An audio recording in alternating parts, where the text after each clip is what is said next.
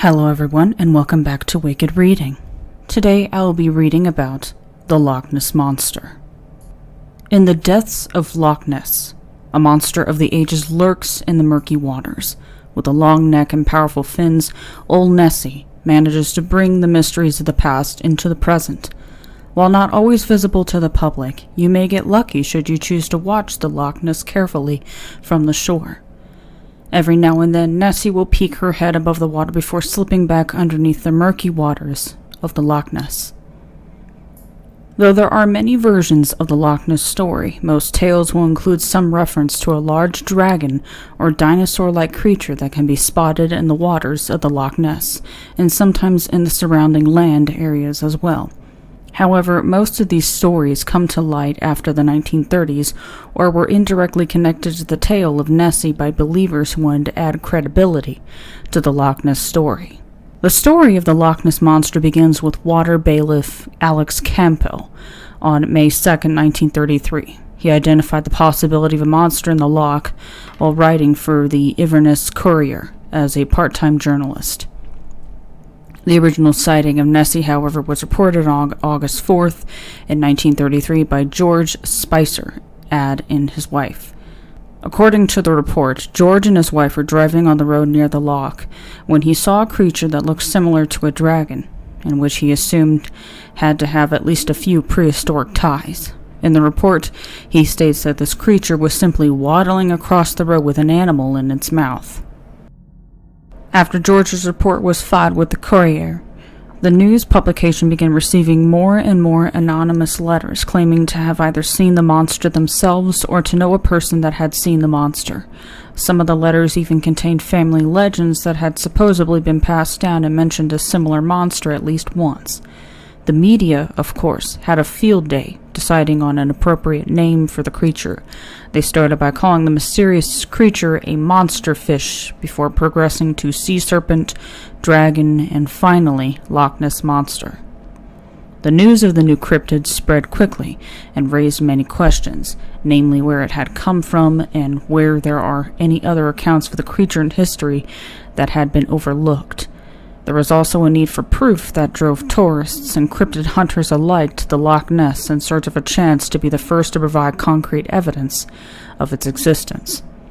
Many changes were made with the introduction of the Loch Ness Monster. Inverness suddenly became a place of intrigue and wonder with many new possibilities for the community presenting themselves seemingly overnight. This proved to be even more true when the first photograph of the monster, taken by Hugh Gray, was published on December 6, 1933. Concrete evidence of the monster prompted the country to act quickly. The Secretary of State for Scotland ordered the police to prevent anyone from attacking or harming the creature. This only added to the growing curiosity of the public. After all, if the country of Scotland was willing to write legislation to protect the creature, it must exist, right? Investigations into the history of the creature were launched. It was hypothesized that a creature so large wouldn't have been able to escape history unnoticed. Perhaps there was proof of the Loch Ness Monster in the past that had somehow been overlooked. Although there was never definitive proof of Nessie's existence, there was enough curiosity to put the whole country on the map, causing many to wonder if the whole thing hadn't just been a hoax. When historical investigations into the possibility of the beast began, it was found that the earliest reference to Nessie may date back to the 6th century A.D. This clue was found in the text Life of St. Columba, which was written by Adomnan. According to the writer, the monk may have encountered a similar monster. The Irish monk, St. Columba, was traveling with his followers when they happened to pass by the river Ness and see locals burying a man. He questioned them as to what had happened, and they explained that the man had been swimming in the river when a water beast attacked him and drug him underneath the surface. His friends nearby rushed out in a boat to try to save him, but by the time they reached him in the water, he was dead. At this point, St. Columba had a devout follower swim across the river in an attempt to lure out the monster. Halfway through, the beast attempted to attack the follower, but St. Columba made a sign of the cross and spoke the following words: "Go no farther. Do not touch the man. Go back at once." Those who were watching claimed that the creature drew back as if it were being pulled by chains or ropes and retreated.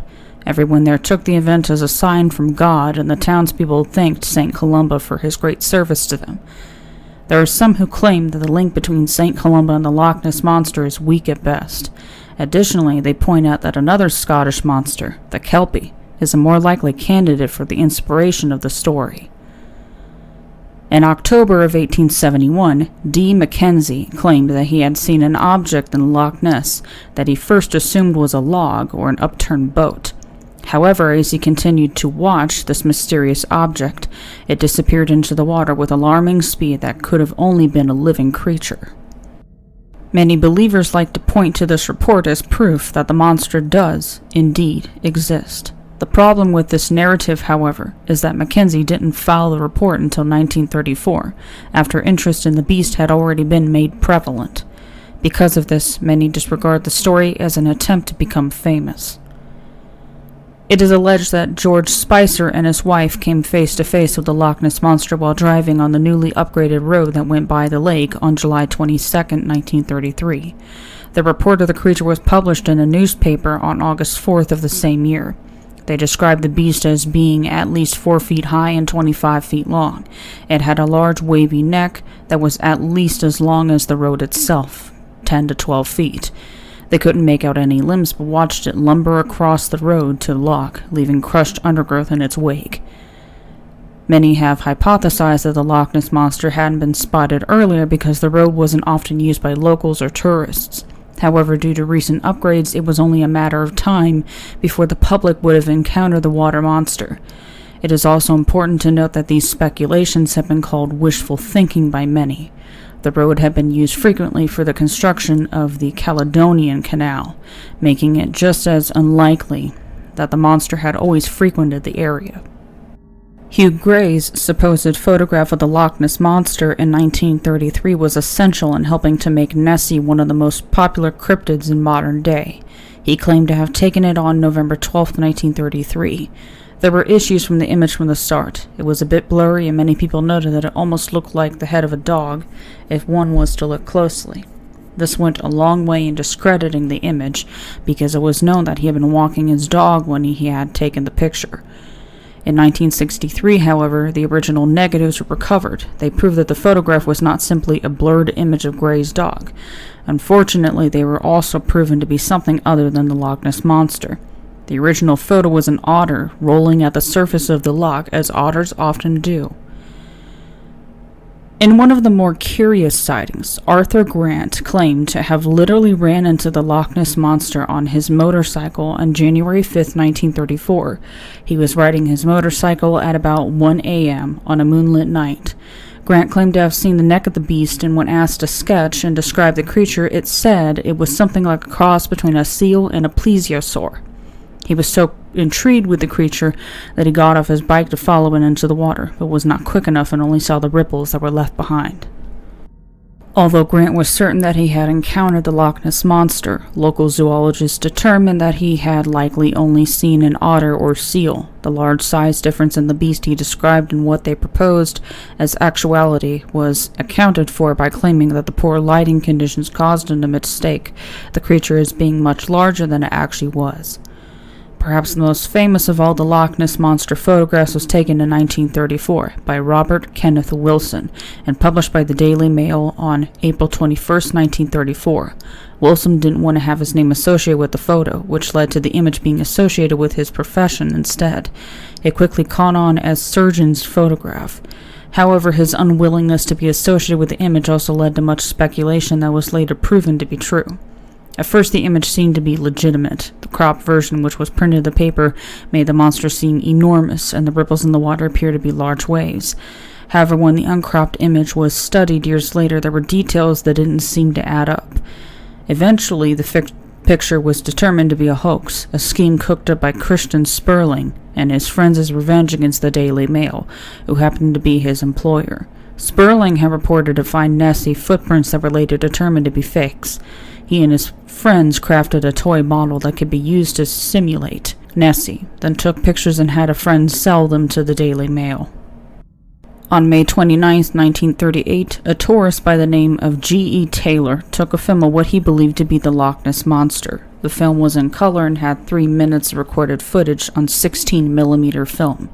The film was sold to Maurice Burton, a popular science writer, but was not shared with other researchers. The film was largely forgotten until 1961, when Burton published a single frame of the footage in his book. Burton claims that the film was of a floating object, not an animal. However, since the original footage has never been released to the public, it's unlikely that we'll ever know for sure. In December of 1954, the crew of the Rival 3 took sonar readings that found a large object was keeping pace with their boat from a depth of nearly 500 feet. It was detected for 800 meters before contact with the object was lost. Though this was never proven to be the Loch Ness Monster, it is one of the most valuable pieces of evidence at that point in history that had come to light. In 1960, Tim Dinsdale filmed a hump in the Loch Ness that left a large wake behind it. Dinsdale was an aeronautical engineer who had reportedly taken the footage on his last day of searching for Nessie. He said the object appeared to be reddish in color with a blotch on its side and produced 40 feet of film that he claimed could prove the existence of the Loch Ness Monster. However, when the image was enhanced, it could be seen that the hump was a boat. The film was largely dismissed until 1993, when Discovery Communications decided to make a documentary on the Loch Ness Monster. While enhancing the Dinsdale film to use as part of their production, someone noticed a strange shadow in the negative that couldn't be clearly seen in the film. When the team enhanced and overlaid images to study the shower, they discovered what appeared to be the back half of a creature under the water. On April 19, 2014, it was discovered there was a large creature just below the surface of Loch Ness on Apple Maps. The image of the creature was discovered at the north end of the loch and suggested that the creature was close to 98 feet in length.